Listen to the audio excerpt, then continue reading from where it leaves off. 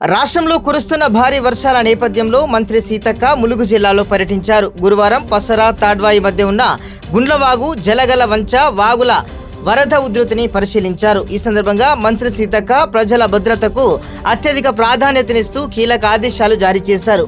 భారీ వర్షాల దృష్ట్యా ప్రజలను ఎప్పటికప్పుడు అప్రమత్తం చేయాలని ములుగు, మహబూబాబాద్ జిల్లాల కలెక్టర్లు, ఎస్పీలను మంత్రి ఆదేశించారు.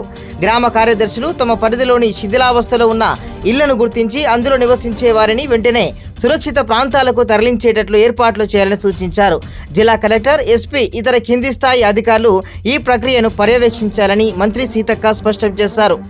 రాష్ట్ర వ్యాప్తంగా ముఖ్యంగా ములుగు జిల్లాలో నిన్నటి నుంచి కురుస్తున్న భారీ వర్షాల నేపథ్యంలో ప్రజలు అత్యంత అప్రమత్తంగా ఉండాలని సూచించారు.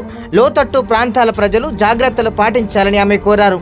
రైతులు ముఖ్యంగా విద్యుత్ శాఖల బారిన పడకుండా జాగ్రత్తలు తీసుకోవాలని హెచ్చరించారు.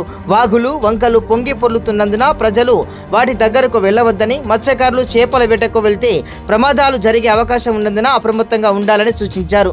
ప్రజలకు ఏమైనా సందేహాలుంటే లేదా సహాయం కావాలంటే ములుగు కలెక్టరేట్ ఏర్పాటు చేసినటువంటి టోల్ ఫ్రీ నెంబర్ 1800-4257-109కి కాల్ చేయాలని మంత్రి సీతక్క ప్రజలను కోరారు.